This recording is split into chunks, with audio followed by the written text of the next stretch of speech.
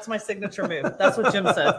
Jim said that's my signature move. Welcome, everybody. Welcome to episode 15 of WAW. Those intros are getting pretty dramatic, aren't they? Yeah. I feel like this has to be an incredible like, show in order to match up to the intensity. It's kind of like Game of Thrones. It's it really is. You get so excited, and then it's just us. We may have to tone that down a bit. Marcel, Lil, Kelly, Corlin, Yoko. Hi, guys. Hi, Marcy. Thank you all for joining us. It is Wednesday, June 2nd. Welcome to WAW, show where important topics of the day are largely ignored. And foolishness reigns supreme. And we're here to ask the eternal question. Woot's happening. Well, we got a lot happening this week. A lot happening. We're going to have to work through it. So, yeah, let's see. Thank you, Kelly. Hi, Kelly. Thanks for joining. Hey, MG. Thanks for joining us. Wow. Brenda. Coming from Cancun. Wow, that's nice. Great. Hi, Corlin. We missed you. I can tell you guys are highly anticipating this show. It's a good show tonight. It's a good show. We got our good friend on. For this. I've marked this on my calendar because a lot of you may not know it, but I am a huge Beatle fan. The Beatles are my all-time favorite band. Yep. And our guest tonight, Henry and Martha. Yes, hey, huge. Henry and Martha. Huge. In fact, can I say real fast that when I met you, I heard you were, you told me you were a big Beatles fan. I literally could probably not even name all four Beatles. She couldn't. I couldn't. And I say that to her shame. That's a shameful thing. It is a shameful thing. That and saying that she's a country and western fan, I think says it all, doesn't it? Yeah. But you know what? They're going to go away, and it's you and I tonight. I'm just teasing. All right. I have to respect that. Guys. I have to respect that. Wait. Busy night tonight. So, as you all know, we've got the incredible Artie Sarraf. Yeah. The most unbelievable Paul McCartney impersonator in the tribute business. Yeah, from the world famous, and I say world famous tribute band, the Fab Four. They played in France, they played in Spain, they played in Malaysia. England. They have been all over. And you know what? Well deserved, because they are pristine. They're the best of the best. Yeah. You can't say it any other way. They are the world's greatest tribute to the world's greatest rock band. That's right. And I don't think words can describe how impressed I am with their presentation. They are just absolutely unbelievable. They are the epitome of what a tribute band should be. That's right. So that's right. We're going to have the opportunity to talk to Artie and ask him all kinds of questions tonight about how that all got started. I've known Artie for a number of years, but we've never sat down, and I've never had the opportunity to actually ask him how it all started. Now, when the group did start, a good friend of mine that many of you that I went to high school are certainly acquainted with, Rollo Sandoval, was their drummer for many, many years. So I guess I could have asked Rollo, and he's probably explained it to me over the years, but it's over the course of 24 years, I've kind of forgotten a lot of it. So I'm going to have Artie refresh my memory tonight and let you guys know just how the group got started 24 years ago. They've been in existence for 24 years. And Artie is an original member. He is. So it's going to be a great show tonight. We're going to bring Artie on about 7:30 because Artie is at his daughter's graduation. So we want to give him time to get home, get settled. So we're going to give you some announcements, because we have a lot. We have a lot of announcements tonight. I don't know a lot, but we do have some important ones. Let's see, Robin just joined us. Hi, Robin. Robin! Pamela is with us. How's your face, Robin? Robin took a fall. Yeah. Sorry. Hey, Bob. Sorry about that, Bob. Robin. Pamela. Yeah, Brenna said, yeah, Rollo is playing again with them. Yeah, yes, he is. He is back with them. They brought him back out of the front office of the corporation to get back in the playing chair, and he's been doing great. Yeah. So first of all, let's get through talking about our sponsor. Yes. So who do you want to talk about? Let's talk about all right. Mr. All right, you guys. So there we go. As we tell you every week, Calvin's Auto Repair. We highly recommend him for any kind of auto repair issues that you may be experiencing. Calvin is fair, he's honest, and he's a great mechanic. We can't talk about him enough. He's done great by us, and we know he'll do great by you. And if you go to Calvin, you will get 10% off if you mention WAW. All you need to do is say Calvin WAW, and you will get 10% off. And Calvin is located at 501 East Glen Oaks Boulevard in Glendale, California. Again, go to Calvin, 501 East Glen Oaks Boulevard in Glendale, California. If you mention WAW, you get 10% off of your entire bill. Yes. What's better than that? No, that's great. Yeah. Make sure it's for something big, though, not, an oil change or something like that. Be on Calvin's side. Make sure you're replacing your engine or something. Yes. All right. All right. So anyway, Calvin's Auto Repair, you guys, WAW, 10% off if you mention Calvin. Right. Kelly says, I want to come. To the show. Yes, I know, Kelly. You will come to your show that we're going to talk about in a second. Okay. All right. Well, why don't we talk about it right now? All right, let's talk about it right now. So let's talk guys, about it right now. If you are a Led Zeppelin fan, we have a huge show in store for you. This Saturday night. If you've never been to the Starlight Bowl, you are really missing something. That is a majestic venue. It's kind of like a slightly scaled down Greek theater. Yep. It's outdoors.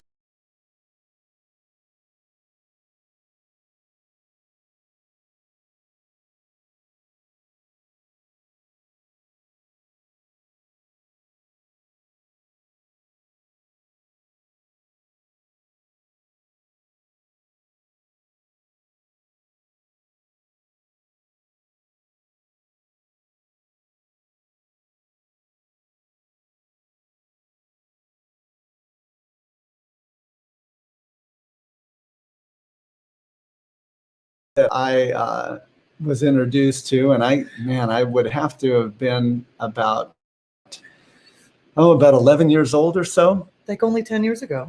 It's amazing. So anyway, you guys, Starlight Bowl this Saturday.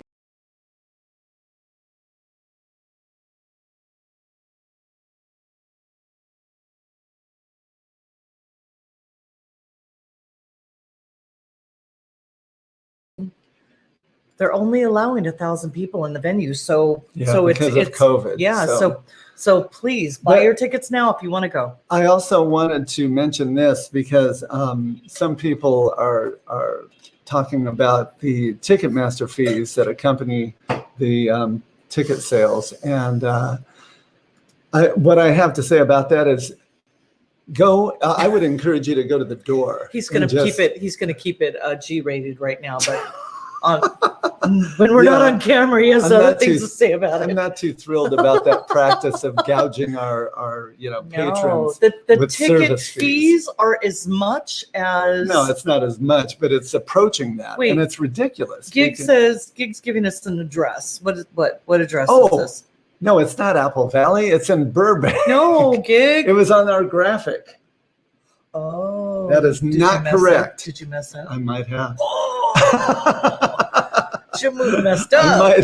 All right. No. All right. It's Starlight Bowl in Burbank, people. Whatever you saw, yes. we'll correct it. We'll put something down at the bottom. Thank you, Gig. Thanks for Starlight Bowl in Burbank. Gary. Hey, Gary. That's hello. Funny. All right. So we conquered Calvin's Auto Repair. Your show this Saturday with Saturday Let's night. Up Again at the And, Starlight Bowl. No, it's 7 p.m., guys. Yeah. So make sure you make note of the early start time. 7 p.m. is when we start. Yeah. There is a curfew, so we will be ending It's a pretty hard probably curfew. about Yeah. 8:30. Yeah. They may allow us to go slightly over. Yeah, but so there's people in the neighborhood, so that they have a hard curfew. that's correct. Yeah, they have a hard We're not only doing the Led Zeppelin 4 album in its entirety, but we're also playing a lot of your favorite Led Zeppelin hits in addition to that. Yeah. So Yeah. you can go online and purchase your tickets there, or go to the Starlight Bowl that day. We promise there is not a bad seat in that venue. It is a beautiful, majestic venue. It's so It's pretty. one of my favorites. You know what it reminds me of? What's that? It's a mini. If any of you have ever been to the Greek, Well, that's what I just said. well, I know, but it's a mini. Yeah. It's a mini Greek. Not It's- really mini. I feel like it's a mini It Greek. only it might hold about 3/4 of the But capacity is only 1,000. Capacity. 1,000's not a Well, lot. yeah, for this 1,000's not a particular lot. show, It's I a know. COVID thing. It's a COVID thing. Yeah, All right, yeah. so it's up So- again. So what are we talking about next? What's our next? well, you want to do talk about So let's talk about my Blondie collection just for a second, guys. And you know what? I have to say I'm so blessed. Bob Bacon, all these people that have ordered cups from me and keeping me going and keeping me working. I thank you. Thank you so much. Thank Wait, you for okay, here keeping we this go. business going. Starlight Bowl. Okay, thank you. Thank you. Thank you, Jean. Gee. Can you put that up there for Yes, everybody? we're gonna they do this right here. Make note of that. Yes, right here. Oh, Before- that's not it. Right here. Right here. All right. Everybody take note of notice. that. That is the 1249 address of the Starlight Bowl. Lockheed Do View not go Drive. to Apple Valley. Do not. It is in Burbank, and it's kind of nestled in the hills there. And I'm telling you, it's a spectacular venue. Hey, Manny. I've had the pleasure of performing there with not only Led Zeppelin in Yeah. the past, but also the Long Run, Long Run. TLR. That's right. And it is, every time I play there, it's one of the most exciting experiences for me. Yeah, So it is. And the last time that we attended there, attended a show there, was actually the Fab Four. They play there Oh, you're on a regular right. That's basis. right. Right? And That is so funny. That you're exactly right. if We you did. It haven't was been, you're going to was- love this venue. Yeah, it was it's 70 great. degrees at showtime. It's supposedly it's supposed to be 70 degrees. It's going at to be a 7 beautiful p.m. night.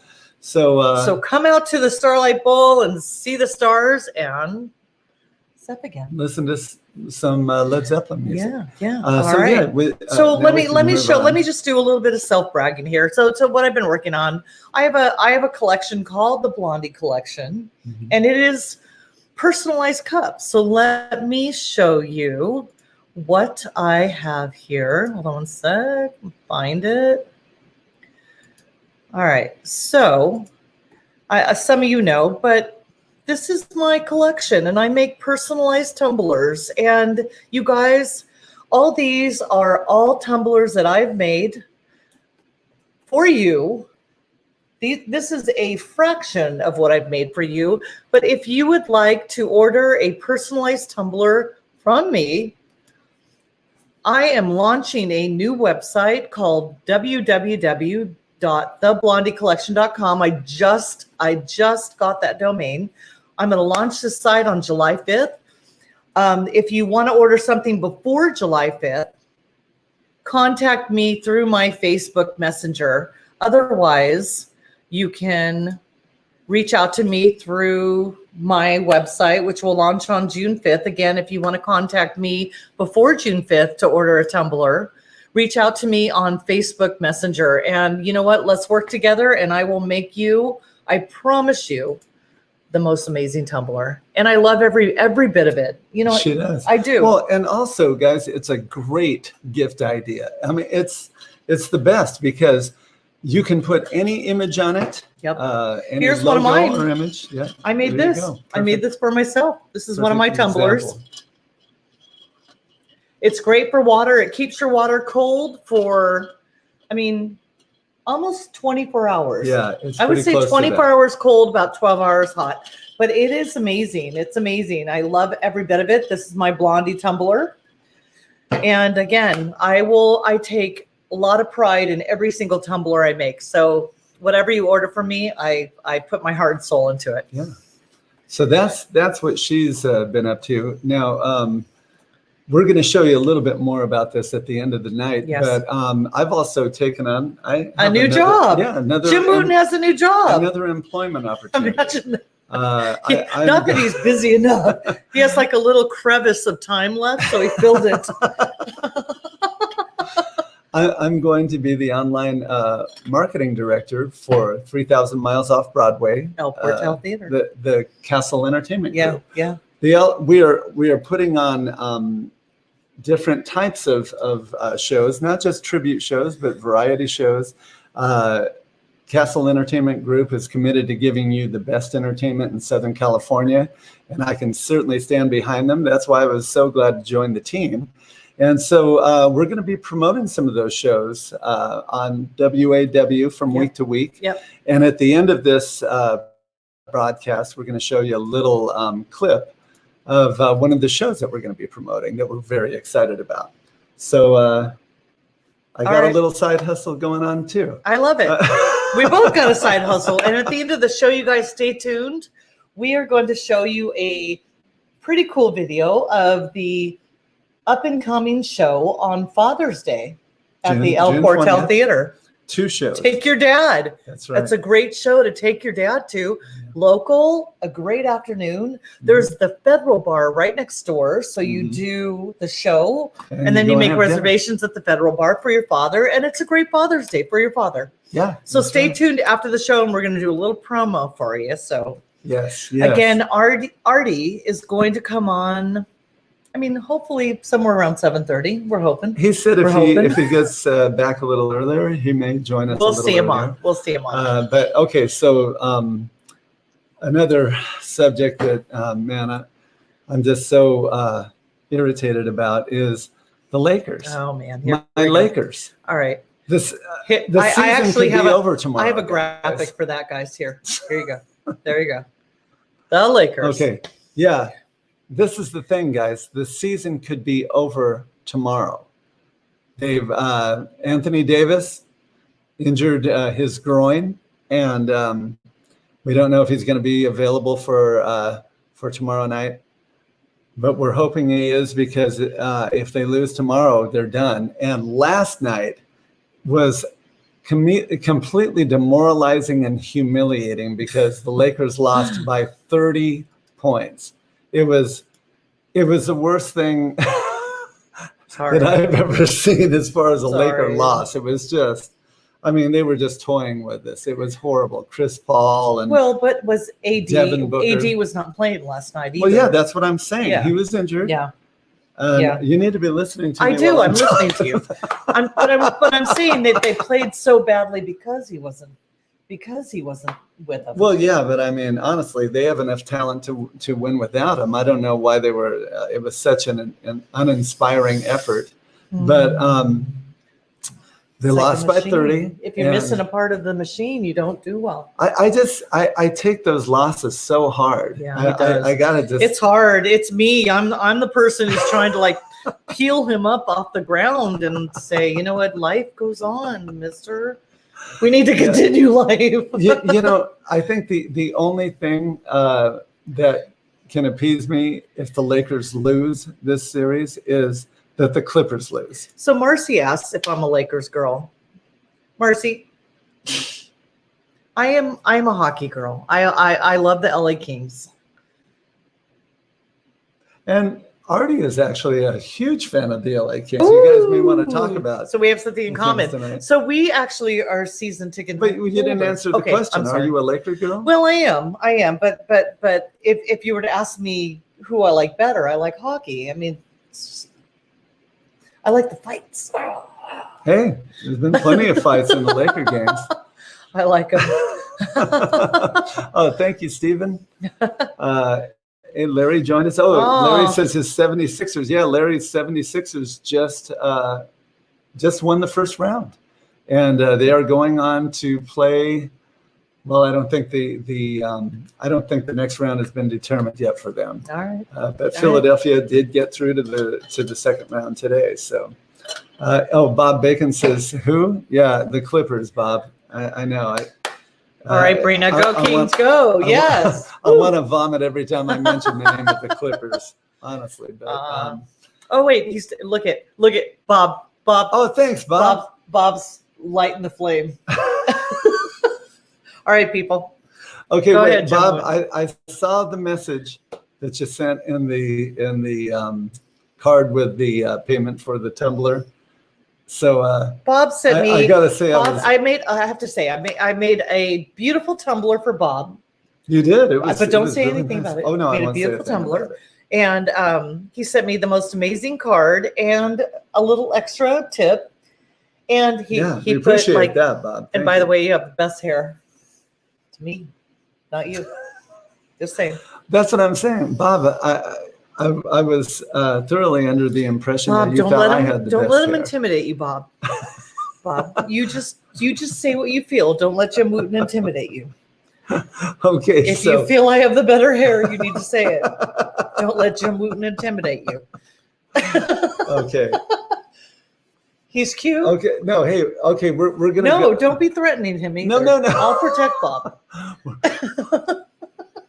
We're gonna go to facial hair next week, guys. So yeah. be ready to cast Pick your something vote. that I absolutely. Okay, we're gonna go to cleavage the week after. How's that? How's that? Hey, I'm doing pretty good on that these days. We're gonna have a cleavage. We're gonna have a cleavage competition. How's that? I feel like I may blow you out of the water on that one. Bob says he lost his man card.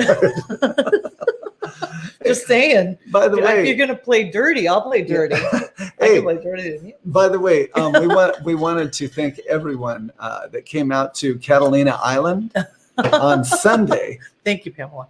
We had an incredible show. It was a super beautiful day. Oh, it was so gorgeous. good. Yeah. Oh my gosh.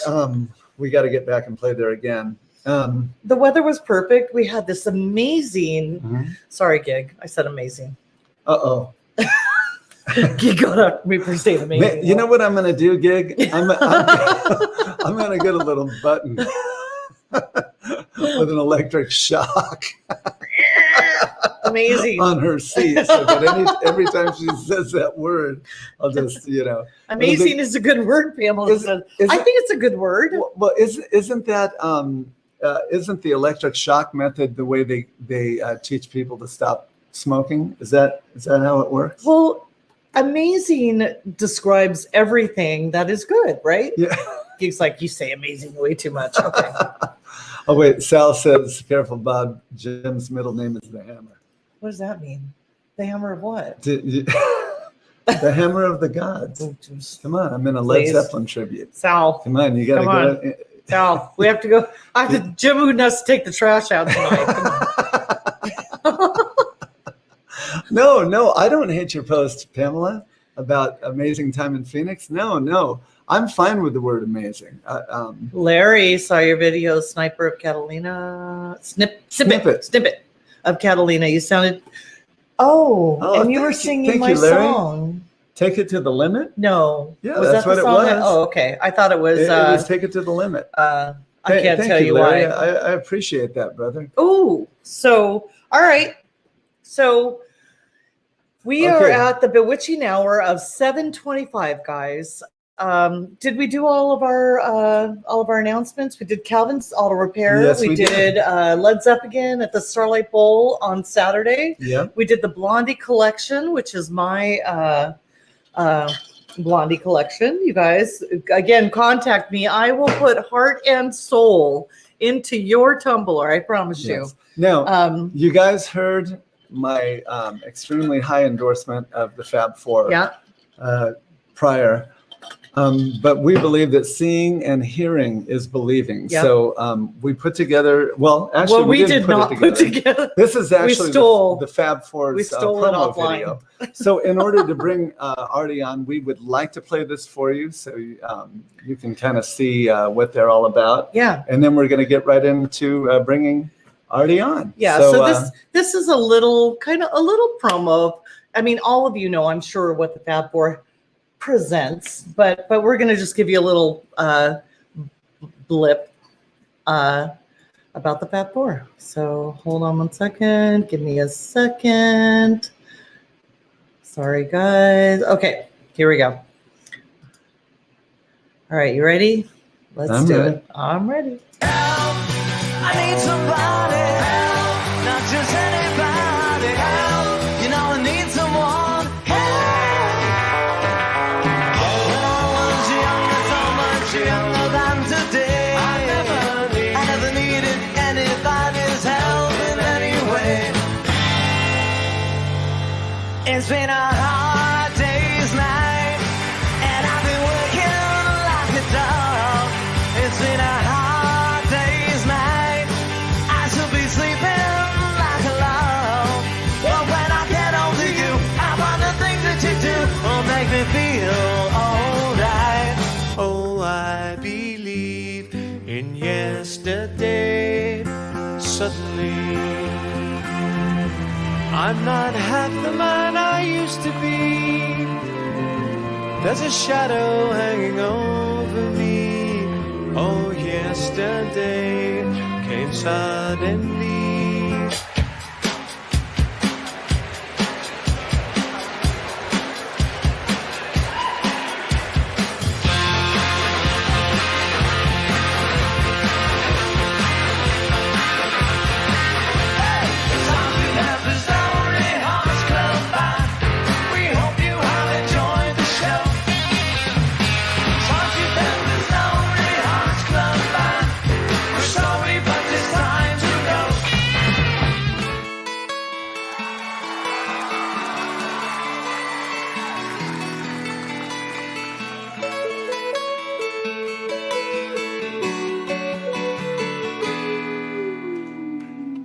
Here comes the sun, doo-doo-doo-doo.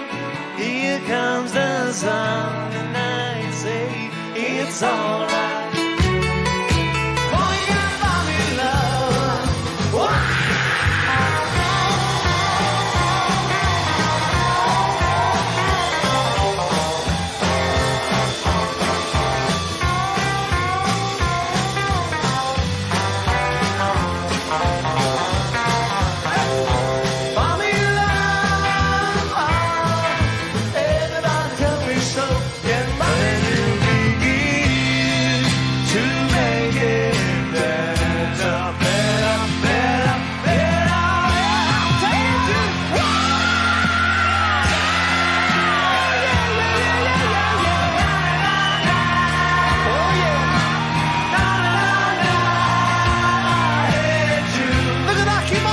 See those hands up, everyone. Come on. Yeah. Oh, yeah. Keep it going, y'all. You sound great out there.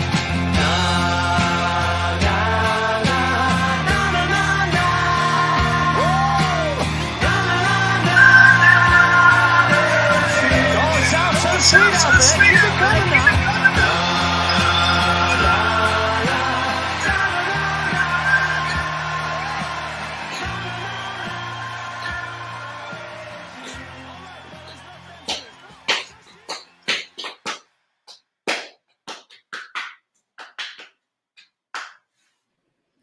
Welcome. And here he is. Welcome, Artie. Yay. Hello, Brenda. Hello, Jim. Hello, everyone. Artie, so great to have you with us, brother. Thank you so much for making this Yes, happen. and first things first. How was your daughter's graduation? It was cool. It was good. It was a little chaotic because of.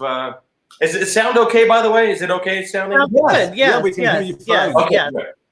Yeah, it was good. They just because of the pandemic, it's a drive-through. So literally, there were hundreds of cars going this way and going back the other way, and it was fun though. It was good. I've got a chance to see them, see her doing it, and so it's all good. Made it here. They're still doing drive. Yes. They're still doing drive-through graduations at this point. Wow. Yeah. Well, this is a graduation from middle school to high school. It's my youngest daughter. Okay. So my oldest daughter is graduating high school next Wednesday. Oh, wow. When did that happen? I don't know. They're only 5. It's Brenda, are you going to be able to tell Jim and I apart with the beards or what? I Yeah, there we know. go. It's pretty cool. I'm liking the beard, Artie. I'm liking the beard. Well, Artie, should we just keep letting it grow and start a ZZ Top tribute? You know what? Last year, I think around this time last year, after we did our Let It Be show with the Fab Four, that was our first live stream show. I had it pretty long after. I kept it for another like 2 weeks until I had to shave it off. I was kind of liking it until all the food, all the food and everything gets in there. I don't know how guys do it, but it was fun. Yeah, no, we saw that live stream too. That was We did. That was excellent. good. That was so much fun. We did watch that. That was We good. did. We Yeah, saw that it was on our good. TV in, That was in the good. living room there. But Artie, I was just telling everybody that, man, you guys, I think that phrase applies here. The Fab Four doesn't set the bar. You guys are the bar. When it comes to Beatle tributes, I've seen a lot because I'm a Beatle fanatic. I mean, that's my absolute favorite band. Don't tell any of the Led Zeppelin fans. I appreciate that, but I got to say, if we're setting the bar or we are the bar, you got to go to the bar and have a few drinks so we sound even better. Absolutely. Thumbs up for you. That's her. Yep, I got it. That's her. I always have to drive, Artie.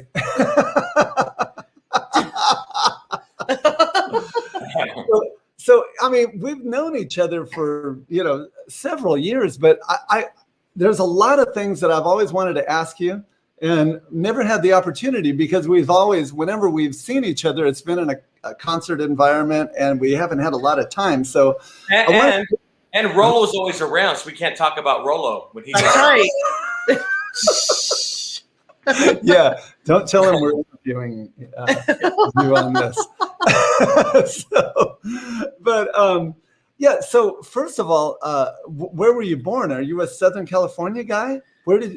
I was born literally right next to General Hospital at downtown. Well, not downtown, but Los Angeles at the USC Women's Hospital. So I'm born and bred, man. I really honestly don't think I could live anywhere else. I love California too much. It's traffic, that's expensive, all that stuff, but you really can't beat the weather. You really can't. So I have a question for you. Did you, as a child, did you always have aspirations to be in the entertainment business? Is that something you wanted to do as a young child, or is it something you kind of fell into maybe as a young adult? How did that happen? Well, Brenda, my mom, long story short, my mom was a gospel singer with some friends of hers, other female friends from high school, and she used to do a quartet in the church choir. So I was always around music with my mom. She was a big influence because she had a bunch of Everly Brothers records and Elvis, Frank Sinatra, Barry Manilow, all sorts of stuff. And I started listening to that even when I was 6 or 7 years old. I was listening to that stuff. So early on, and then when the film Grease came out, I was a little kid.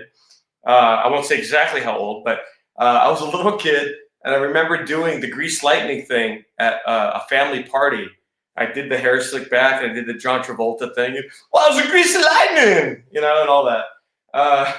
So I think deep down, because my mom was so musical, and I was always around, I would go to rehearsals with her, and they would have their piano player guy. He would be rehearsing with them, and it just seemed so comfortable to me. So I guess a lot of it's due to my mom. So then once I got in touch with the Beatles, that was it for me. Kiss and the Beatles. I always tell people, Kiss were my Beatles because I found out about Kiss sooner than I did about the Beatles. So I was a huge Kiss fan. Still am. The old stuff. Sure. Kiss to Beatles to went backwards to Everly Brothers, went to Crosby, Stills and Nash, like you. Yes.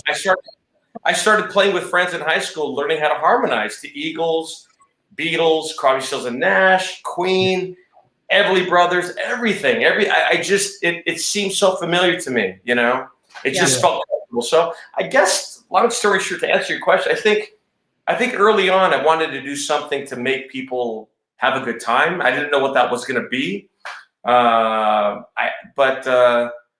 knock on wood, so far so good, except for the last year with the pandemic, of course. Sure. Well, you made the best of it though with the Monday Musical Mayhem. That was awesome. Yeah. Those were pretty fun. We had a good time. It was nice actually doing non-Beatles stuff because I love so many different kinds of music. Yeah.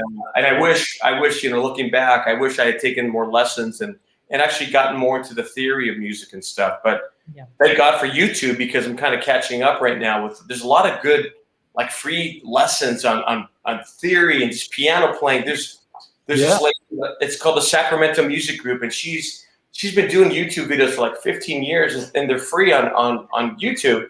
And she's talking about the theory, and it's just all stuff that I wish I had a teacher like when I was a kid. It would have really helped me a lot, you know. So it's I wouldn't pick any other profession really. It's a dream gig, it really is. Now, how many instruments do you play, Artie, and which one did you start playing first? I should have brought up my first bass guitar, which is downstairs right now in the garage. But the first instrument I played, I'll tell you how that kind of came about. So I remember distinctly, 6th grade, elementary school. It was they had a what do they call it? The assembly, and they had the high school band come in and play for us, right? So it was a horn section, and they had a couple dancers and a couple girls singing and whatever. And for some reason, I gravitated towards a trumpet, and I was like, "Oh, that's a cool instrument." It's not too big. You have to lug it around. It's 3 fingers. Looks like it should do the work. So I rented a trumpet. It was called a Blessing trumpet from Padrini Music on Main Street in Alhambra. Padrini Music, and then I realized I couldn't sing doing that. Once I started realizing I wanted to sing too, I traded it in for a Yamaha classical guitar. Wow. I have small fingers, right? I do not have guitar or piano or any. My hands are just for artwork, really. But so for a nylon string, as you know, Jim and Brenda, it's a lot thicker. The neck was a lot thicker, so for me, it was really hard. Sure. I didn't realize that, So I finally so my first instrument was a trumpet, then a classical guitar, and then I got I bought an Area Pro bass, an Area Pro 2. Yes. On Sunset Boulevard, right across the corner from Guitar Center. Nice. In fact, I was there last week actually to see it. It's not even a guitar shop anymore, unfortunately. But I still have that bass. Jumped a few years back, then I got beautiful. I got my baby here after a few years. That's my baby. Well, you know what's funny, Artie? That exact place that you're talking about, I bought my first Hofner bass for $300 there. I still have it. Yeah. Was it called Freedom Guitars back then? That was it. Yeah. Unbelievable. All right. So speaking of guitars. Well, it's funny how many parallels that Artie and I have here, because my mom was in a gospel trio growing up. Yeah. And that's how I learned how to sing harmony. But the first tribute band I was in was a Beatles band. With Rollo. Started playing the bass. The bass was my first instrument. But then being in that Beatles group was the best thing that could ever happen to me, because it forced me to learn how to play guitar, and it forced me how to learn how to play a keyboard. So that led into me being qualified in order to do John Paul Jones and Led Zeppelin again. So I'm so fortunate that I had that experience. And like you, for the last 25 years, it forced you to play with Rollo. That's right. So, there you go. Everyone should be so lucky, right? But here's a challenge that you probably faced. approach being in a Beatles band, you had to learn how to play left-handed. See, that's commitment. Yeah. That is commitment. Did you have to relearn, or did you learn how to pretty much have to? Yeah. Yeah, well, I was playing right-handed first. In fact, my first the friends I started playing music with in high school, doing all that, like, you know, Cream and Zeppelin stuff and Queen and Beatles, CSN. I was playing right-handed. We did a Beatle convention at the Bonaventure downtown. I was playing right-handed. I borrowed a Rickenbacker bass from a friend of mine. We didn't dress up like him. We didn't try to. We just were ourselves. Went up there. We won 3 years in a row. We were called Glass Onion back then. Oh, okay. So that was my first, like, you know, Beatle-y thing. And then later on, about a right-handed 69 Hofner from a friend of mine. Then when Ron and Rollo and those guys came around through Beatle Fest, I kind of met them later on. Then I traded that vintage Hofner in for this baby, which has been my first Hofner, and it's in all the promo that you showed and most pictures of the Fab Four with me. This has been the bass because it's just a beautiful color. They don't all look like this anymore, unfortunately. Well, okay, so this is a big question. When did you come to the realization that you could sound exactly like Paul McCartney vocally? Because you are dead on. Spot on. I'm never still trying. Jim and Brenda, I'm still trying. No, I'm still trying. You've got it, man. Yeah. I mean, well, thank you. The inflections, the range is just incredible, man. Thanks. You know, when did you realize, man, I think I could replicate his voice pretty well? At what point do you think that came about? You know, I think it came kind of early on. I mean, I at the very least, I was gravitating towards that kind of singing. I loved Robert Plant. I loved Freddie Mercury. Early on, I loved that kind of singing. I loved the sound of rock and roll. And even stuff like Hot Blooded with Foreigner, all that late 70s stuff, man. I mean, Boston. I just love that kind of, you know, high-pitched stuff. And I had an old 8-track of the Hollywood Bowl, the Beatles at the Hollywood Bowl. And I used to do that on replay all the time. And the last track on that was Long Tall Sally. And I just remembered it used to give me chills listening to Long Tall Sally and Twist and Shout. I just couldn't believe these young guys, these young English white guys sounded like that. It just blew my mind. So then Kiss came about, and I gravitated a lot towards Paul Stanley's voice. Okay. He was a singer, right? And then, so maybe like 10 years old, I think. 10 years old is when I kind of started going, I maybe, you know, and then you go through puberty, you go through the Greg Brady thing. Or not, Greg Brady? No, Peter Brady. So time changed. Yeah. Well, you know, the thing about doing a tribute, a lot of the times, you know, sometimes you'll hear a singer that can sing or sound like a particular artist in a certain range, but to sound like them from, you know, top to bottom is extremely difficult. You're able to do it across the board, and that's what is just completely amazing to me. I mean, I've heard recordings of you. Let's see, there was one that you guys had done for a film soundtrack, and you did Kansas City. Yeah. And I'm telling you, if I didn't know that was you singing it, I would have thought that was Paul McCartney. It was that close. That's good. Thanks. Well, it's not, you know, after years and years of doing it, you know, the vocal cords get a little bit more tired than they used to. Sure. But I can see, you know, how some people either have the like you were talking about, they either have the natural timbre or the range, and sometimes you could teach that. You could teach people how to get, you know, how to exercise their vocal cords, since they are muscles after all. So I got lucky. I think I got lucky. It's just kind of that timbre, you know. I'm close. I'm close. There's a lot of people that, you know, I grew up listening to, you know, that I thought sounded great. I mean, you know, Joey Curtolo and Rain. Joey sounded amazing. You know, Joey was great. Quite a few guys, like the Beatlemania guys and all that. They really did a great job. And I just try to keep, I mean, for us, the music is the Bible. The albums are the Bible. So the closest we can get, I mean, we'll be happy. We always try to strive for, we'll never be them.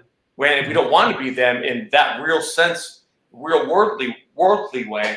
We just know that we're, for 2 hours, we're going to try to replicate what they did live. And so far, vocally, it's holding up.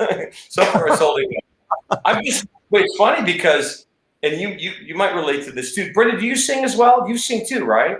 Well, I do, but Jim tells me not to. But I do. That's what Rob used to say. She does a killer Helen Reddy. I do a good Helen Reddy. I just keep nice. I'm not ready for Helen. Well, it's funny because over time the vocal cord changes and stuff, and I'm kind of You're right. I'm looking forward to. I mean, we've been doing some shows since we're starting to come out of the pandemic. Yeah. They've been trickling in, and once August hits, we're done. I mean, August, and then the pandemic never happened at that point, but. For the next 2 months, we got some, 3 or 4 shows each month, this month and next month and all that. But the one thing I'm worried about is all the time off, because I remember when we did our first show traveling over a month ago in Florida. We did a private show. And I'm telling you, man, I mean, some of the stuff, even for sound check, it was like, even though I sing at home and it's not the same thing as singing in front of people. And sometimes the adrenaline kicks up, and the adrenaline helps the vocals, push through a little bit. But it was tight, man. It was like someone was going, "Whoa!" Yeah, it's an instrument. Yeah. True. So I'm worried in some ways that it's going to take a while to get back on the horse. It's going to take a little bit more effort because so much time has gone by without singing like we used to sing.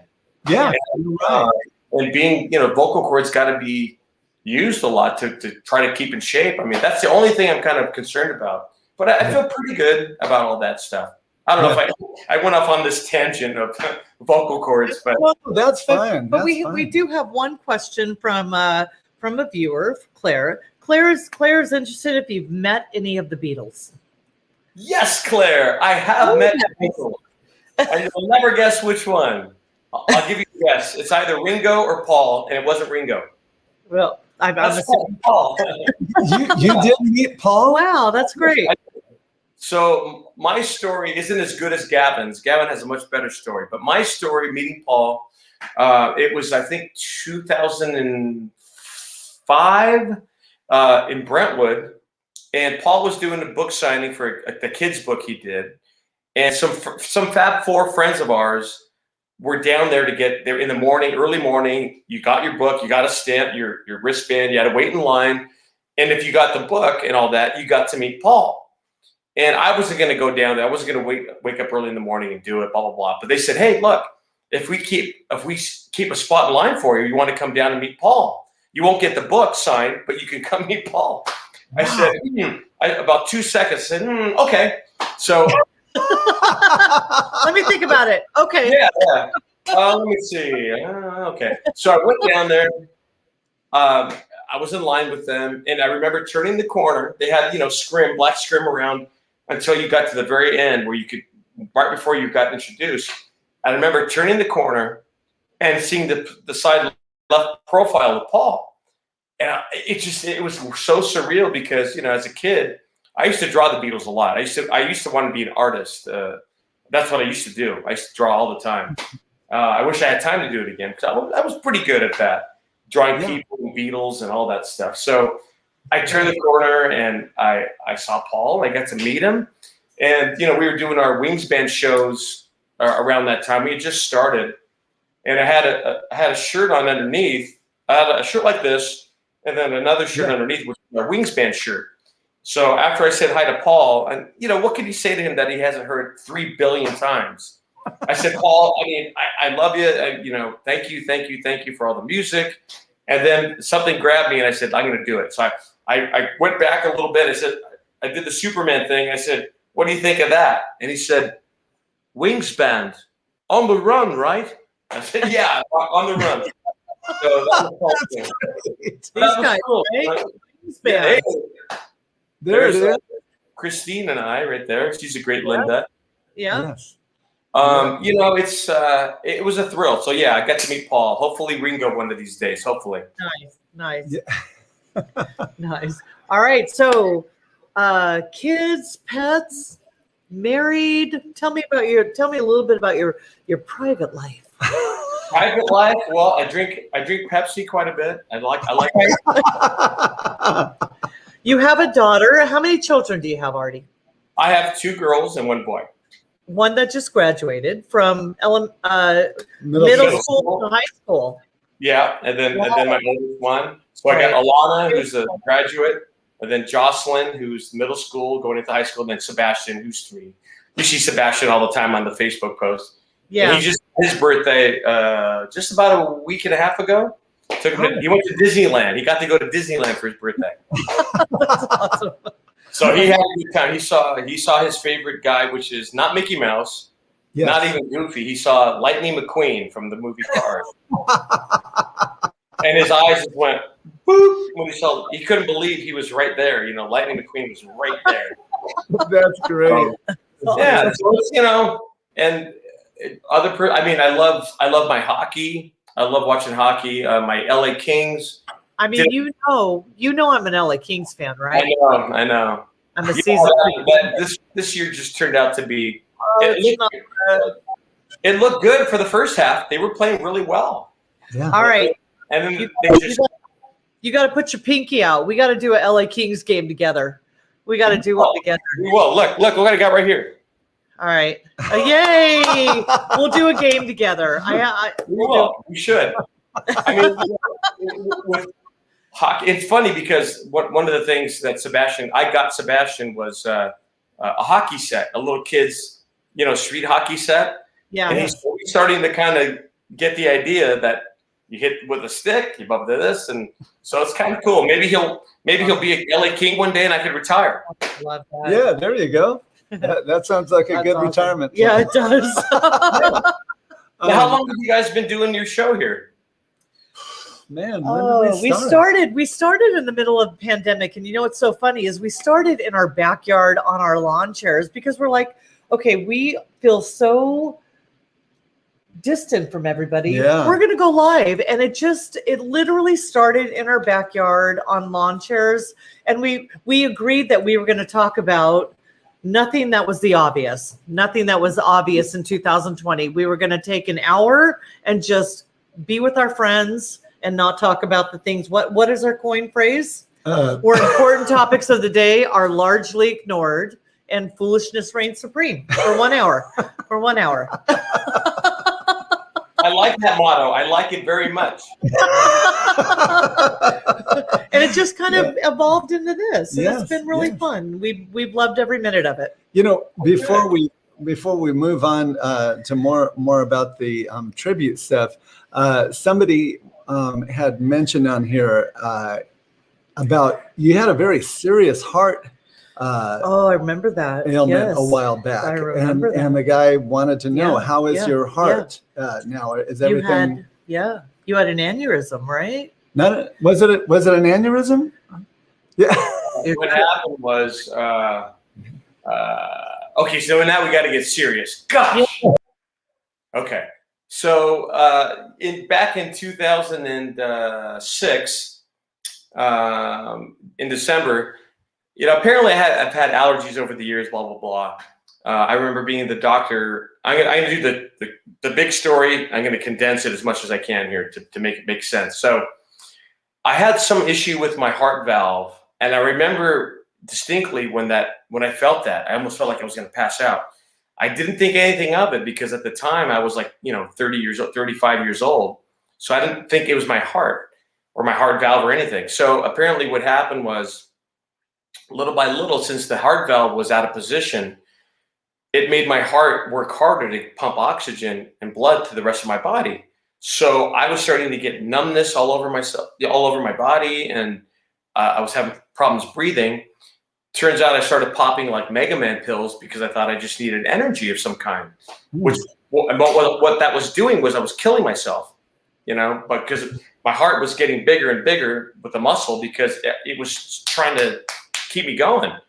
So ultimately what happened was it started a dissection in the aorta. So the aorta is the top of your heart, and the branches come off like that. Sure. And so it started tearing. And I remember I was at 1 a.m.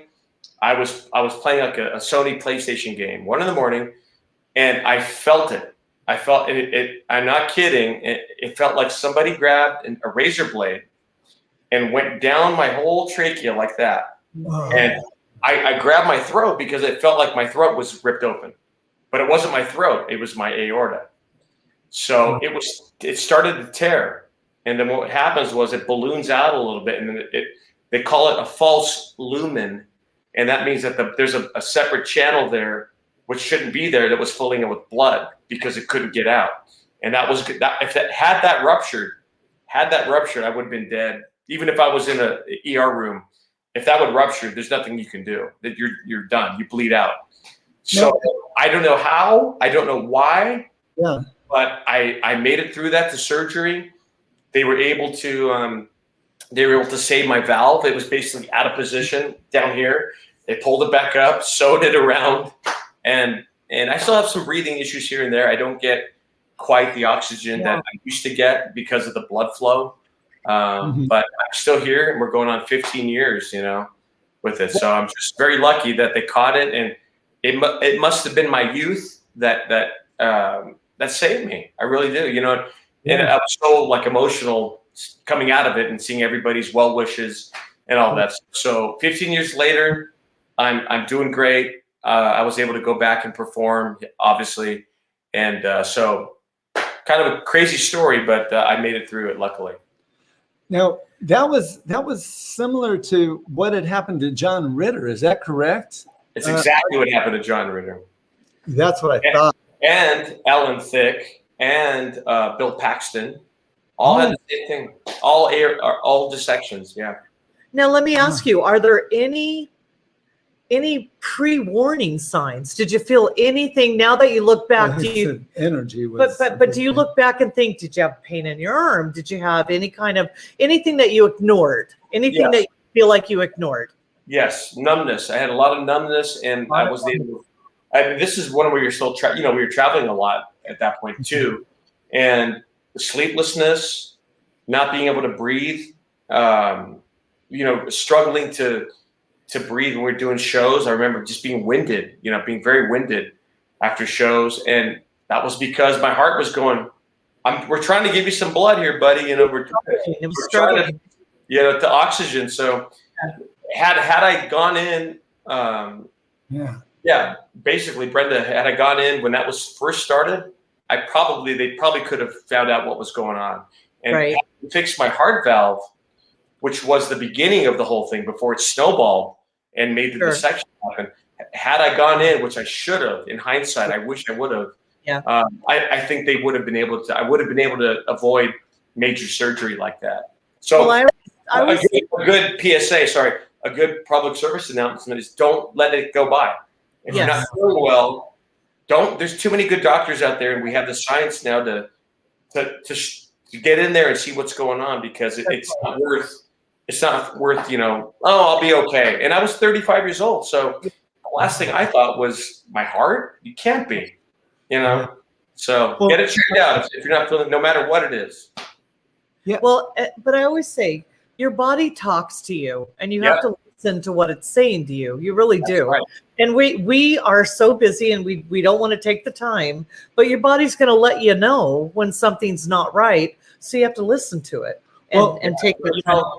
Yeah, I have to. I'll just throw this in as like an anecdote to what I was saying. Is Jerry Hoban, who used to do at Sullivan. Sure.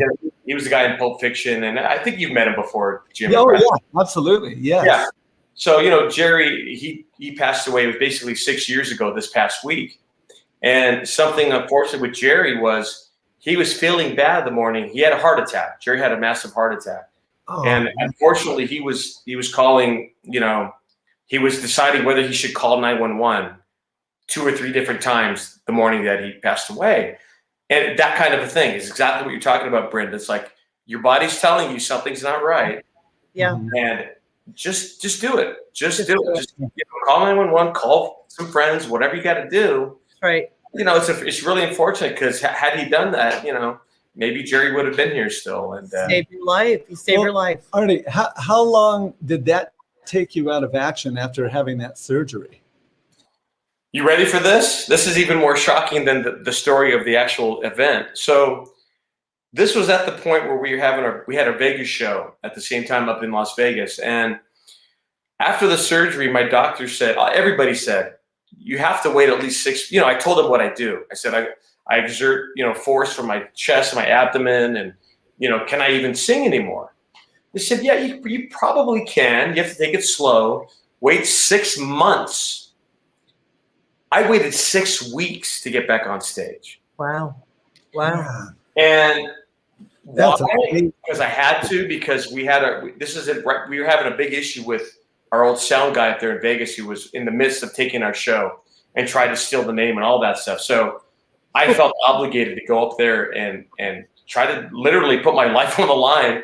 Sure. And I remember, I felt awful, but it was really cool and uplifting that we had a whole caravan of Fab Four fans, including my mom, which I didn't know about.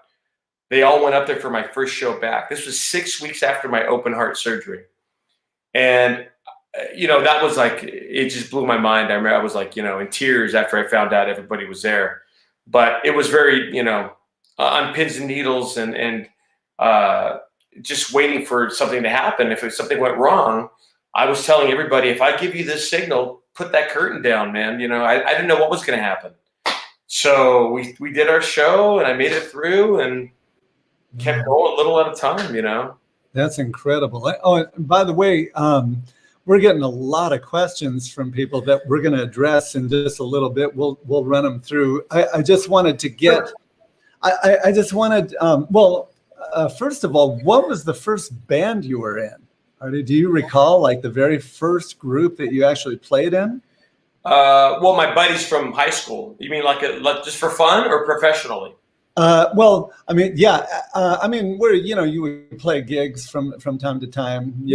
Okay. So that was Glass Onion. Those were my friends from high school.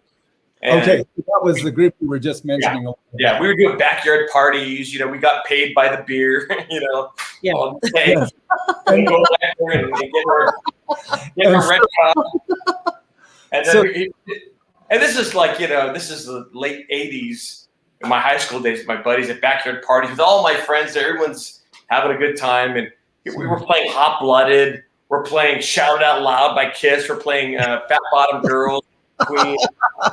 We're doing Hey Tonight and up Around the Bend and all this crazy. We were playing Journey stuff like we were doing Love and Touch and Squeezing. And were you singing it? Were you singing it? Oh yeah. You were singing Love and Touch and Squeezing? Yeah. That's incredible, man. Well, yeah, I tried. Well, if I'm warmed up, I can get close. That's up there, man. That one's really up there. So were you in any other Beatle tributes before you joined the Fab Four? Any other Beatle stuff to kind of warm you up before you go? Yeah. So before the Fab Four evolved into the Fab Four, there were some guys on the East Coast called Beatlemania Live. Oh yeah. Had nothing to do with Beatlemania. None of them were in Beatlemania. Okay, all right. Took the name. Yeah. And they were having an issue with one of their Paul guys. Apparently, I guess that's what they called me. He goes, "Hi, this is so and so, and this is Artie." And I said, "Yeah." Hey, would you be interested? Right now I'm thinking about it. I think I was like, about 20 years old, 20, 21, something like that. So I was a young kid, man, waiting to go. So they called me up, and I'm living at my mom's at the time, a couple years after high school, and they said, "Do you want to come? Would you like to come to Japan and do a quick tour of Japan?" And the same kind of thing. I said, "Yeah, Japan, sure. That sounds like fun. Let's do it."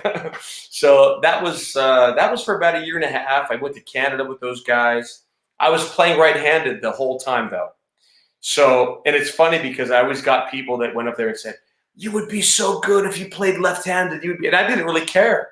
I was just doing it to get money, to get paid. I wasn't thinking long term.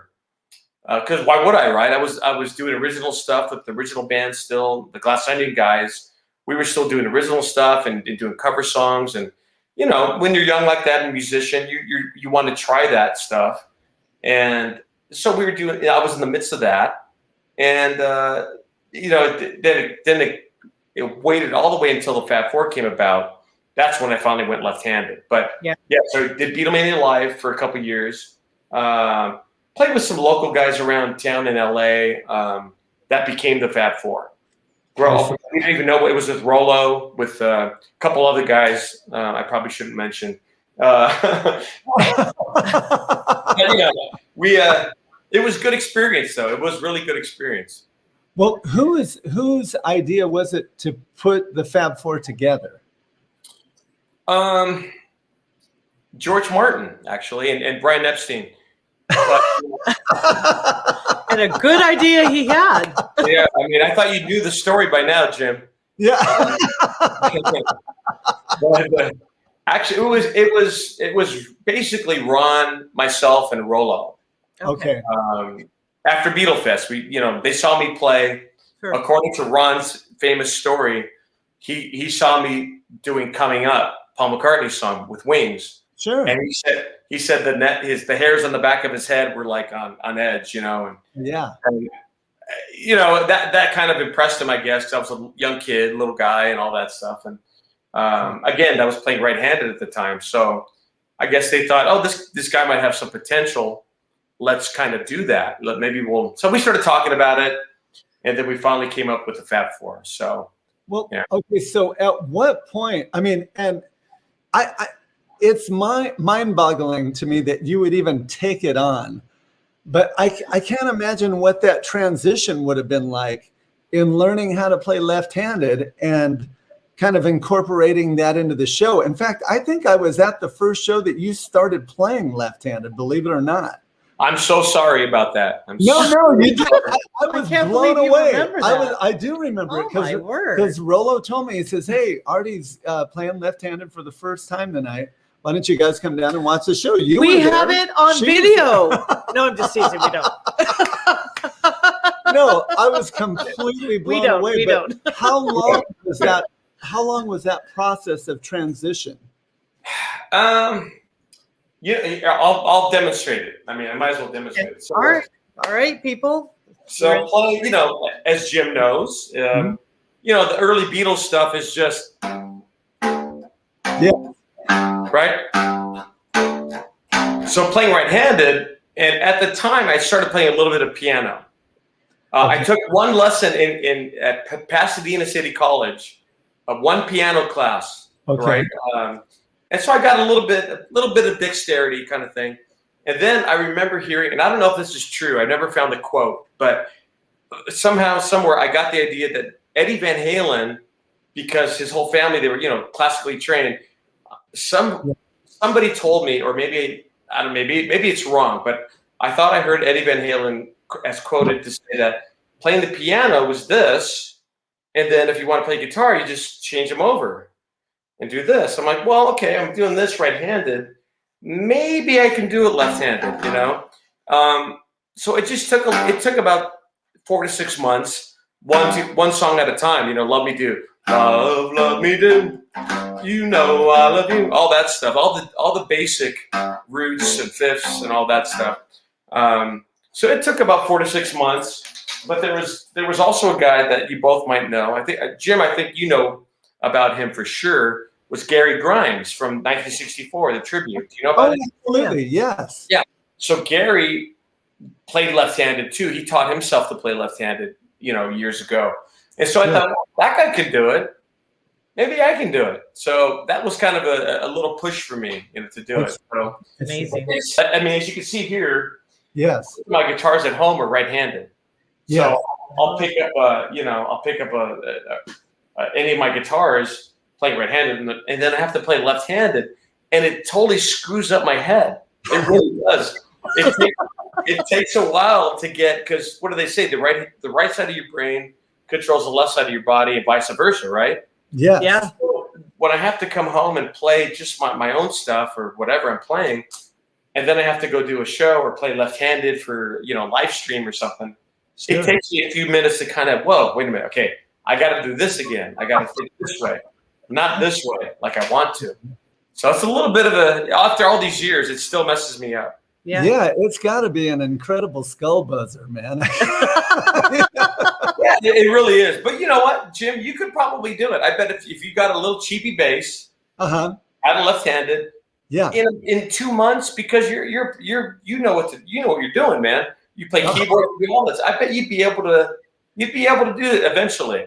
Yeah. And I tell people all the time, it's like if you have the desire to do it, all these young kids that ask me how to play it or whatever, I just say that I'm not a teacher, but I will say the big word of encouragement is if you want to do it that badly, do it. But you really got to do it though. You got to commit. Like I was playing every day, even if I was watching TV or watching a Kings game. Literally, I remember watching the Detroit when we beat Detroit in what year was that? 2001 or 2 or whatever. Yeah, maybe it was earlier than that. Anyway, it was that major game we scored, and the Kings won that series. I remember I was practicing on my Hofner, just like, okay, close your eyes and I'll kiss you through my. Just because if you don't play every day, I tell people, like, at least play half an hour. If you're gonna start playing, play half an hour a day. You got to get your fingers, acclimated to, and your brain to, to quote Yoda, you must unlearn what you've learned. Right? And almost be it like a robotic kind of thing where it just comes naturally and you're not thinking about it, right? Yeah, now it is. Yeah, it's way more second nature now, but I still, it's still a little bit funky. It's a little bit weird. Okay, so complicated stuff. Artie, what is the most challenging line for you to play, Beatle bass line for you to play left-handed? I know there's a lot of challenging lines, but what is the most? Play it for us. Do it. Yeah, can you do it? I'm sure everyone would love to hear that. Why not? So mine would be this one. It would be, and we did it live. We did it live a couple times off the Pepper album, which is Lovely Rita to me. Love it. Love that. Oh. So you go, lovely Rita, Rita May, right? Lovely Rita, Rita May. Lovely Rita, Rita May. Nothing can come between us. When it gets dark, I tow your heart away. Oh, I kind of messed it up, actually. Turning by a parking meter. When I call, glimpse of Rita, filling in a ticket in a little white boot. In a car, she looked much older, and the bag across her shoulder made her look a little like a military man. Anyway, that one to me was. That's a great line. That's actually my favorite song off of the Pepper album because of that. Mine too, yeah. But besides Day in the Life, I think Day in the Life and that are a tie for me. Darren Spank says my mom was actually a meter maid. Oh, yeah. It's fun because at the when we did it at the AXS for the World's Greatest Tribute Band thing, I was so worried because I'm standing up and it was kind of dark in there. It wasn't that lit up. And at certain angles, I think the bass I was playing, I couldn't. If I miss like where because it's in B flat, so I'm not playing in any dot markers. I'm playing off the dot markers. That's my reference. I'm like, if I start this wrong, I'm screwed. If I play this wrong, it's gonna go down the can real quick. Yeah.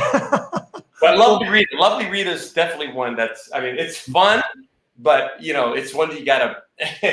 It is kind of weird after a while. It just goes. You don't even think about it, as you know, Jim. Probably there's certain things that you play. I don't even think about it. Yeah, it's the problems happen, at least for me, if you haven't played something for a while and you overthink it. Yeah. You go, what was I playing? And then you can't do it. Like, just forget about it. Just chill. Let your hands. The what do they call it? The muscle memory. Yeah. The muscle memory will do it for you. It's amazing. I don't know how that happens, but human beings are just amazing. we know Yes. about the fantastic Fab Four, but what other projects are you involved in right now? And what are you feeling like things are going, or they're getting going? Oh yeah. Gavin and I, Gavin who does George in the Fab Four, Gavin Pring, he and I were doing a thing called The Two of Us late last year, and you were at one of the shows. Yes. We had Jim come up and play a couple songs with us. Yeah, that was a blast. That was so much fun. Yeah, it was a lot of fun. So we started doing that with Gavin, and we did about 3 or 4 shows, just he and I. And then it came up about a month ago that a place called Sea Legs at the Beach in Bolsa Chica in Huntington, they're doing every Saturday and Sunday brunch with the Beatles type of thing. And the band that was playing down there, they're called the Nowhere Men, who actually we know a couple of those guys, and they're really good.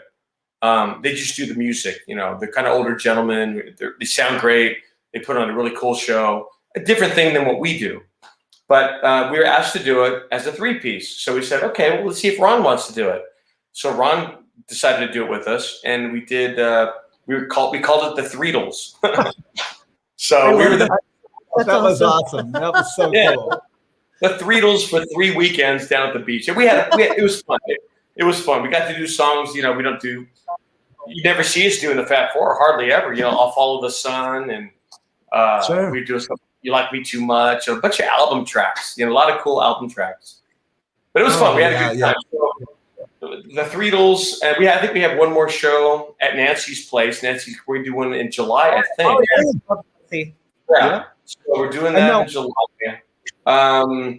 We were gonna do a Paul McCartney show on the 18th of this month for his 78th birthday, but a show came in, and it's one that we couldn't refuse. So now we're not going to be able to do that Paul McCartney show. And it's been 3 or 4 years since we've done any Wingspan shows.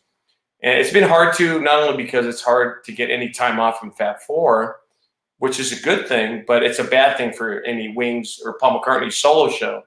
So a lot of people, at Fab Four shows, at meet and greets, always tell me, hey, when are we going to see the Paul McCartney show again? And I go, well, I don't know. I mean, I'd love to do it again. It's a lot of fun. We got a live horn section, and you showed the picture earlier of Christine Rosander as Linda. She's great. And it's just hard to get that stuff. Hey, there she is. Yeah.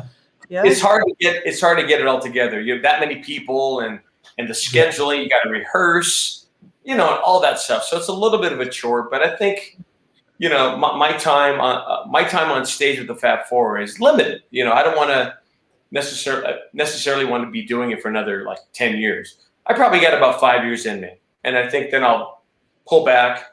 I'll just get off stage and I'll be behind the scenes, kind of a thing. And we have a lot of, the good thing about what we do is that, if for any longevity, you got to get other guys in there. We've had probably 4 or 5 different lineups of the Fab Four anyway over the years. David Brighton, who does David Bowie, Space Oddity.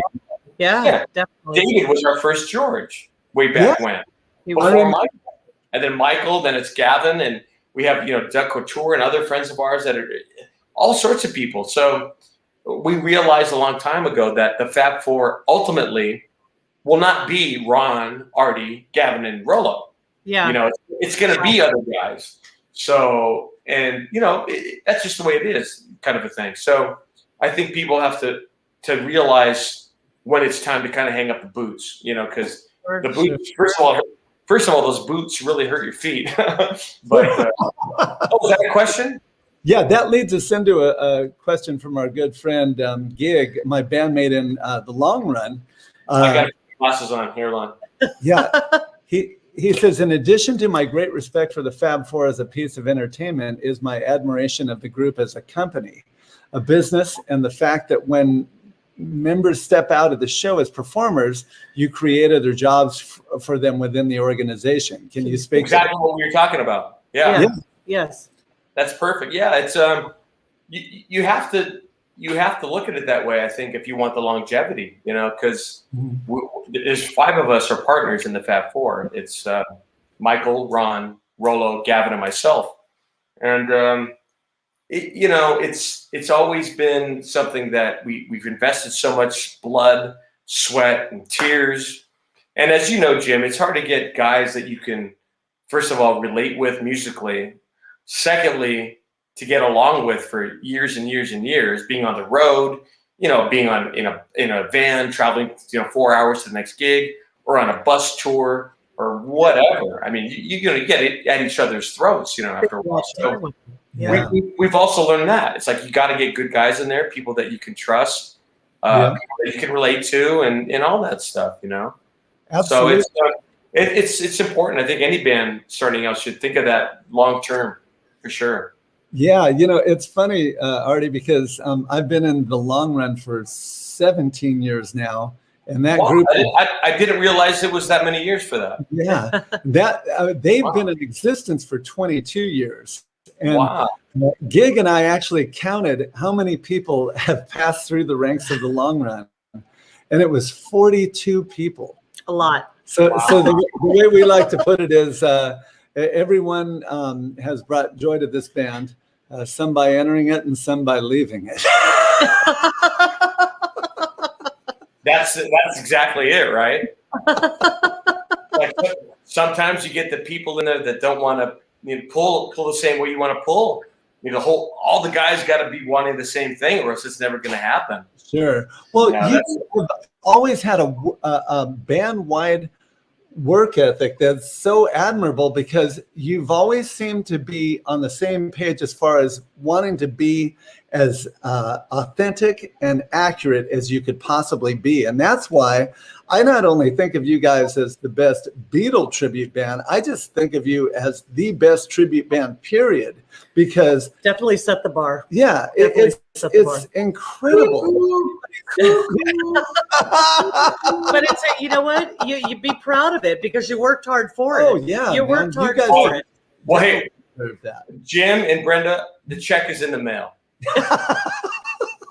No, we you know what? Honestly, though, and seriously, we appreciate that, and I think it's due, because we love the Beatles so much, and we don't want to put inferior people on there representing the Beatles. I mean, we all know we're not going to be them, but we want to make sure that it's a loving tribute.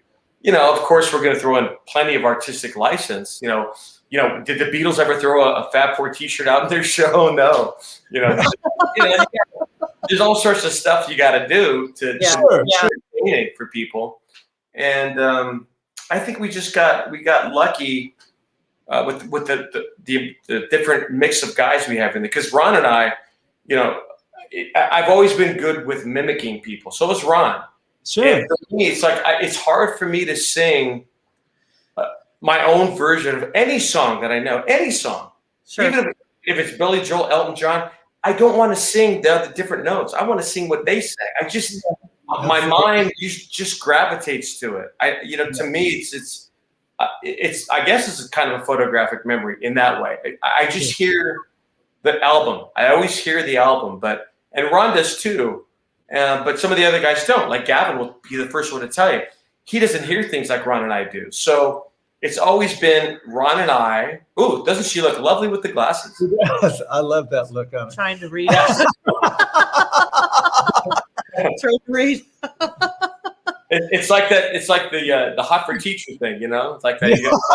There you go. Yeah. It's that's the what only it way we is. see these days with these things, Yeah. It looks like you may know who's responsible for this comment, Artie. The Fab Four videos. They want to know if the Fab Four ever plays Hole in the Roof or Marketplace. You want to explain that one for us? Yeah. That's an inside story. That's probably Ron being a smartass. But yeah, it's a hole in the roof. That's what my mom used to call fixing a hole. Oh, okay. Are you playing Hole in the Roof tonight? and Marketplace was Obla Di Obla Da. Oh, makes sense. Makes total sense. That's good. That's Ron. That's Ron. You should find that account, find who that is. If it's Ron, report him immediately. Probably is. We'll have him banned. Artie, if you could do a tribute to any band, I mean, your first choice, who would it be to? Oh, gosh. Other than the Beatles, you mean? Yeah. I mean, is the Beatles your first choice? Oh, I think so, just because of my musical, influences, I guess. But, oh, gosh, that's a tough question. It's funny because I always wanted to, because I was a Kiss guy so much. Yeah. I've got some Kiss, I've got an Iceman over here, and Ivan is Iceman, like Paul. And I got the hairy chest. So I dressed up, I did Paul Stanley makeup, I don't know, 2 or 3 times for Halloween before. And like I said, I used to sing, and I still love singing that old Kiss stuff. That would be fun to do. That would be a fun one to do. Yeah. It'd be hard to do, but it would be fun. It's a lot of work every show. Oh man. Well, you guys are involved with, makeup, wigs, and that sort of thing. So I mean, I could imagine going and doing a Kiss situation would make it. I mean, that would be even another step further with it, huh? That's a lot.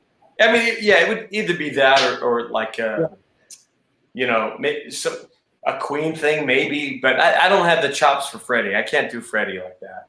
And I'm not a great piano player, so that would be fun. Maybe play bass. I would play bass in a Queen thing, maybe. That would be a lot of fun. Sure. Yeah, absolutely. So how's your schedule shaping up? So are we going? Oh yes. Oh, real quick. Look, I would do a Creedence tribute. I love Creedence. Oh, there you go. That's some. I would love to put a Creedence band together, Jim. Yes. Yeah. There you go. Yeah. That would be fun. I got the red brick right there, ready to go. You can count me in, man. That would be a lot of fun. I would love doing that. Even for fun and parties and stuff. I would love that. You have Brenda's. What's that? Go ahead. Sorry. Oh, what was that? I'm sorry. No, I cut you off. I'm sorry. Oh no, I was gonna say you've got the range and you've got the grit when you need it. I think you could kill it doing Fogerty. Jim, I'm okay in Fogerty. What was that? Yeah, but to Brenda's question, things are opening up. So like we have a few shows this weekend. We have 2 shows actually, Great. 2 private shows, and then we have another private. Or we're doing a Long Beach thing, filling in with a band in the Abbey Road band. It's going to be Ron Rollo and myself with Doug Couture from Abbey Road Beatles tribute. That's going to be in Long Beach next week. That's on the 12th, and then the Fab Four. We go to next month. We're going to be going to Biloxi, Mississippi, to Charlotte. Oh no, Biloxi's in August. I'm sorry. We got Charlotte. We come back to Agua Caliente here at the casino at the desert. We go to out the Boston area. We do those outdoor tents in Hampton Beach. So, but then when August hits, I forgot the piano's on. When August hits, August is going to be like I was saying earlier. Then it's like the pandemic never happened because we're going to be gone the rest of the year, pretty much. Like between now and the end of the year, I think we have almost 80 shows. But that's from June. From June to December, we have about 80 shows. So it's going to be, and like we were talking about earlier, like this is what I'm worried about. I want to make sure this, stays. So I have a question for you. So just given our schedule was up again I would say 2019. So 2020 hit and everything shut down, right? Everything kind of came to a screeching halt. Did you like it? Did you kind of embrace the off time? Because I have to say, we were so out of control when April of 2020 hit. We didn't hate it. It gave us a chance to take a 10-day road trip, do things that we wanted to do because our schedule's so off the hook. We don't get a chance to enjoy life. So 2020, we enjoyed ourselves.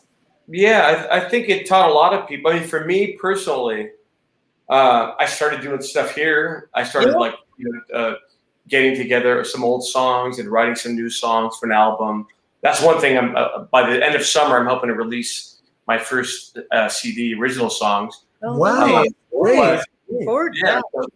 that's been fun. It's been fun working on that. And so I'm hoping for the end of summer, maybe early September to be done with it and out. But, I think the pandemic showed a lot of people that if they were unhappy with what they were doing in a job, whatever, maybe it gave them some time to think of like, what it's all about. What is this? Is a good wake-up call, maybe. Sure. Really. To go to maybe follow their hearts to do something else that is more fulfilling for them. Obviously, it hurt a lot of people's bank accounts. That's for sure. Musicians. Yeah, I mean, we did say no income. Yeah. We say it all the time. We were the first ones laid off, right, last year. Yeah. And we're the last ones to go back because you're right. What we do. Yes. I mean, we did a show in Sacramento March 5th. March 5th, we drove that night to San Francisco. Mm-hmm. In the morning at like 9:30 in the morning, we all got a call from our agency saying, "Hey guys, they're closing everything down. There's no show tonight. We don't know what's going to happen." That was March 6th of 2020. And, I was an optimistic guy. I thought for sure, they're going to figure it out. We have hopefully we have some people in the government and the people that are in charge of these things. They'll get a handle on it. We'll figure out what's going on. It'll be a couple months, by June or July, everything will be fine. Little did we know, right? I mean, it just completely threw the whole world off its axis, really. Absolutely. So, it's good that things are opening up. So by August, that's when it's just gangbusters at that point. We're just we're just gone. So Bruce had a question for you. So by the fall, are you expecting Joe and Adam coming back? Yes. Yeah. Actually, it's a little bit more difficult with Adam. Adam Hastings, for those that might not know, Adam has been in the band since early 2019. Yeah. And he came over here with his family from England because he was in the bootleg Beatles for years, and he wanted to be with us. So we did, and we had a great 2019, and it was looking great for 2020. And then, like I said, boom, just like that. And, Adam has a young family, a baby boy, and they were still kind of anchored in England. So right now with the pandemic, it's like he had to make a decision, stay in Las Vegas where he moved and not make any money with the Fab Four because we didn't know what was going on. He said, "I have an opportunity right now to go back home." We said, "Do it, dude. Go home at least. At least you have some family there to help you out or whatever because we don't know what's going to happen." So Adam is coming back. He'll be doing some shows October and November. I'm not sure exactly the ones, but he's going to be doing quite a few shows. Joe will be coming back around that same time, I believe. It's just going to be a matter of catching up, though, too, because Ron and Rollo, being principal partners and stuff, we all lost so much money with this whole thing. So it's going to be a few months before Joe and Adam come back, but they will come back. They will come back eventually. Sure. Okay. Yeah. Also, there was one other thing I was going to ask you about. Did we have any other questions, interesting questions that? Do we have any interesting questions for you? No. I mean, there's been a lot of questions going. We did. By the way, a lot, and you know what? Everybody's loving this. Oh yeah, I love it. I'm telling you, we have to go to a game together. There's nothing like being in the building. You know what? I mean, the best thing, I guess, after this thing airs, there's a lot of questions that you could probably go through and answer, Artie. Sure. There's a ton here. So yeah, I mean, if you have a spare this. 5 hours to go. Yeah, if I can, and I'll just also, if I could do a shameless plug, people could look, if they're interested in seeing the Fab Four again. Yes. Go to thefab4.com. Yes. And you can right there, fab4.com. That's right, Yeah. fab4.com. You can find where we're going to be. Hopefully, we'll see some people at Agua Caliente next month out here in the desert. And hopefully we'll see some friends like you guys and our buddies, Queen Nation, and all these. I mean, it's so good to see people, Michelle Tyler, Mick and Jones. I mean, all these cool bands that are getting out there and playing again. Jimmy Poe and all those guys. It's great to see people traveling again, doing what they love doing. It's, hopefully real soon, in a few months, this whole pandemic will be just a really, really awful nightmare. And, we'll be getting back to normal slowly but surely. I've never had so much optimism with what's going on right now. There's so much light at the end of the tunnel now. So, and I got fully vaccinated, not political, but I did get vaccinated. So that's good. We're all set. That's awesome. Yeah. So I remember what that question was. Somebody said, "Hey, make sure you ask Artie this question when you have him on." Hold on. Wait, let me get ready. Okay, so there are a lot of really good Beatle tributes out there. Is there any band that you in particular really like out there where you think, man, they're doing it right, they're doing it the right way? Let's see. I like those guys. Rain has a great show. They do. Rain does a great, and maybe people might not know, and we've known those guys for years. I subbed for them quite a few times, and actually I was doing some shows for them on Broadway when they had their Broadway. I did almost 2 weeks out there on Broadway for them, and I've done other shows. I did some bus tours with them, and vice versa. We've had some of their guys play with us. So it's nice to have some camaraderie, even though we're technically the competition. But all those guys are pros. They're all really nice guys. And like we were talking about earlier, it's nice to get to get people like that you can relate to and you can have a good time with, even though it's not the Fab Four. I went in there and said, what do you guys want me to do? Oh, just do what you do in the Fab Four. And to me, that's kind of not what I wanted to hear. Because it's their show, Sure. Right? Tell me what you guys want. You're hiring me. It's not my show. Just tell me what I'll never be the guy that says I know it all, or I do it better than you. But it's like, no, tell me what you want me to do. I'll learn. I'm always up for learning from anybody. And so Rain does a great show. I think the guys in '64, Mark Benson, those guys are still going strong. They only do the early stuff, which is cool. That's their niche. Sure. Kind of thing. But there's so many guys. I probably have to say Rain and '64. And Bootleg Beatles are great too. Those guys are really good. Oh yeah. Well, it's funny. The very first tribute show that I ever saw was Rain at the East LA College in like 1982. Wow. And you know who the McCartney was at that point? Was that Mitch? No, it was Glenn Burtnick. Oh yeah, he was lefty. He's a natural lefty. Yeah, and I was blown away by him. I just thought he was incredible at that time. And of course, he went on to play with Styx for quite a long period of time. But the Harrison in the group at the time was Bill Canerney. Do you remember him? I never met him. I never saw him actually. I mean, he approached it a little differently. But what a phenomenal guitar player that guy was. He was absolutely amazing. When they did While My Guitar Gently Weeps, he just like took the show to a completely different level. Wow. I had the opportunity. He actually joined a group that Rollo and I was playing in later called Shout. And he was just incredible. But unfortunately, he went down the wrong road with addiction and ended up dying prematurely. Gosh. Not too long ago, actually. Jeez. But that show, seeing Rain at the East LA College, that made such an incredible impact on me.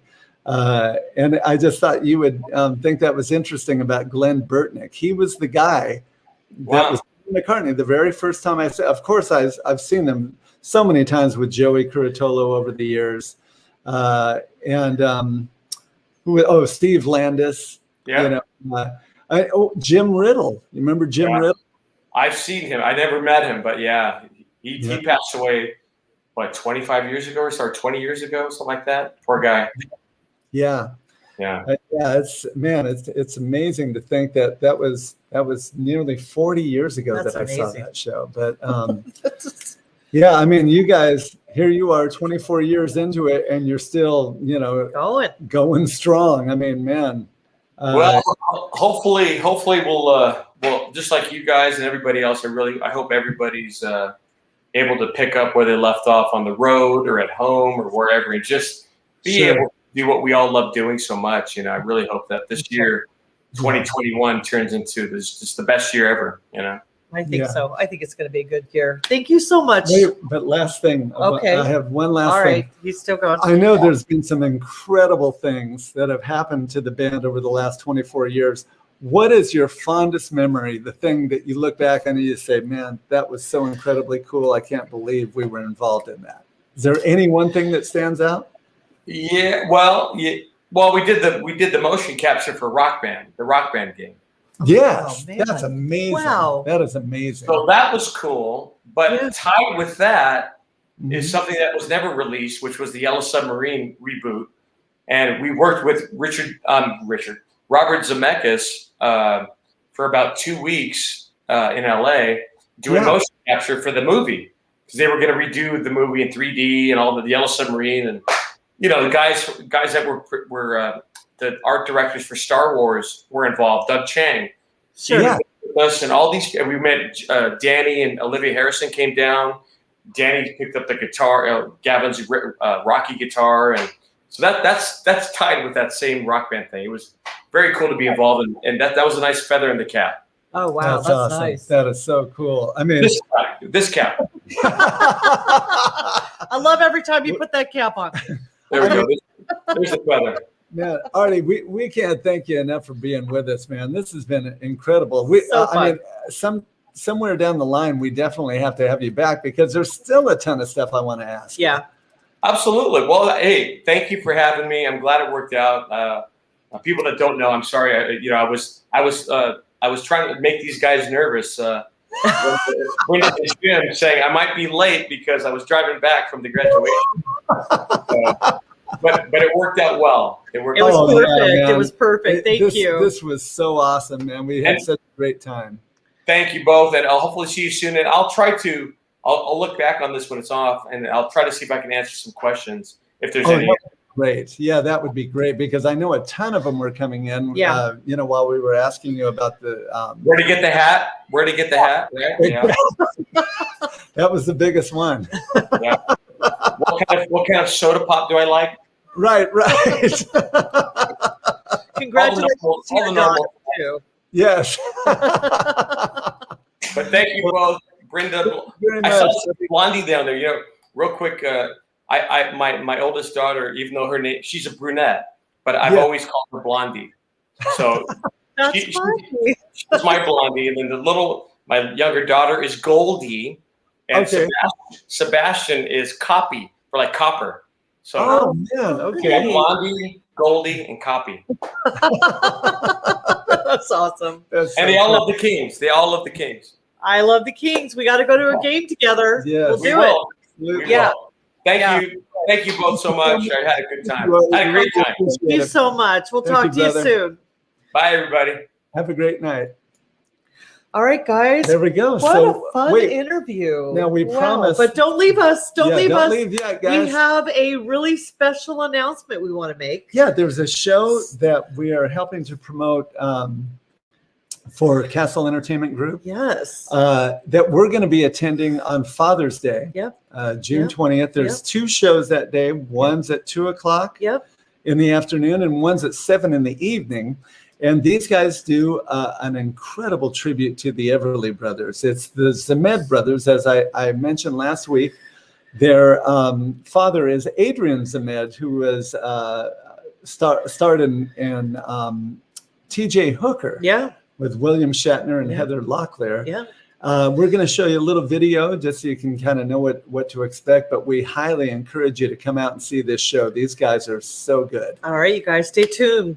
Great Father's Day for your dad. Yeah. It's in North Hollywood. And again, take them to the show and then take them to dinner next door at the Federal Bar. Yes. It's a great day. Absolutely. So here we go. Here it is.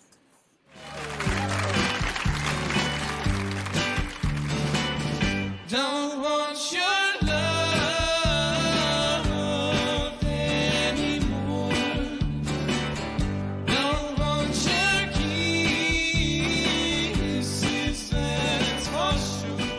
Bye bye love, bye bye happiness, and long loneliness. I think I'm gonna cry.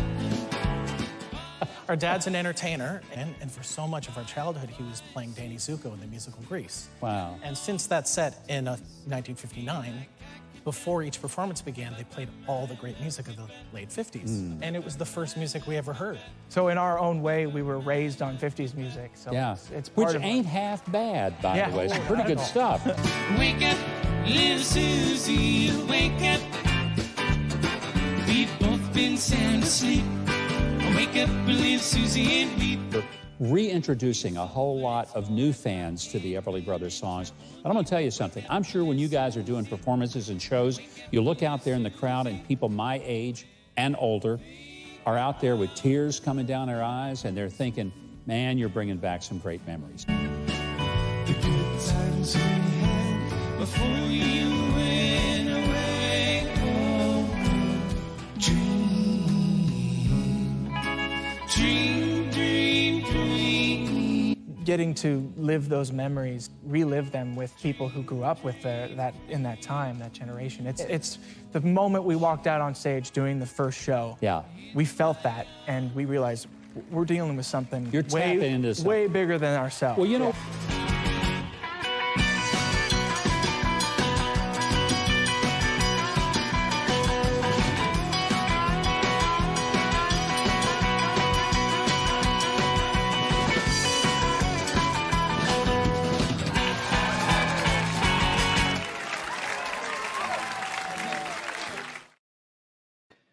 All right, guys. Okay, guys. So again, Everly Brothers, great Father's Day for your father.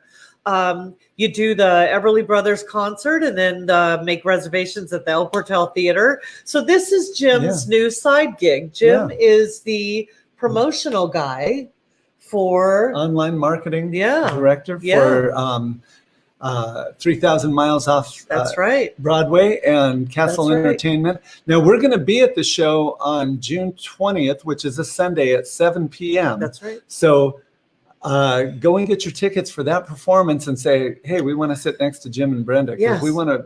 We'll sit next to you. Yeah, we want to interact with you guys in person. That would be awesome. And So- meet you in the lobby and, Yeah. and have a glass of wine. You know, to me, it's always about a glass of wine. And so we've talked about Jim's side gig. Let's talk about my side gig again. Go ahead. You which got the is floor. the Blondie Collection, tumblers. You guys just hit me up on Facebook. I have a new website that I'm launching on June 5th called www.blondiecollection.com. I will make you a personalized tumbler. They're great Father's Day gifts. Let's work together and let's make this happen. All right.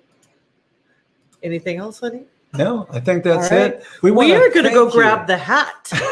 We're going to get pastrami sandwiches, We are going to go guys. get pastrami. And I'm probably because going we are to get gout starving. because of it. But no, we want to but our show this weekend, we'll see you at the Starlight Bowl. Starlight on Bowl Saturday with Seth again. 7 o'clock. Yeah. We're doing the entire Led Zeppelin 4 album. We hope to see you all there. It's going to be a great, great night. And we want to thank you for being with us tonight. Yeah. Next Wednesday night, we encourage you to join us. We're going to be sitting down with Mike McManus. Yes, from Queen Nation, Queen Nation. guys. Yes. So that ought to be a great evening as well. But once again, thank you for joining us. We appreciate all your support, Yes, and we look do. forward to seeing you this Saturday night at the Starlight Bowl in Burbank, California. Yep. So have a great night. God Yeah. bless you. Keep on rocking in the free world, and we'll see you next Wednesday night. Bye, guys. Or no, we'll see you Saturday night. Saturday at the Starlight Bowl. Yes. All right. Bye. See you next week.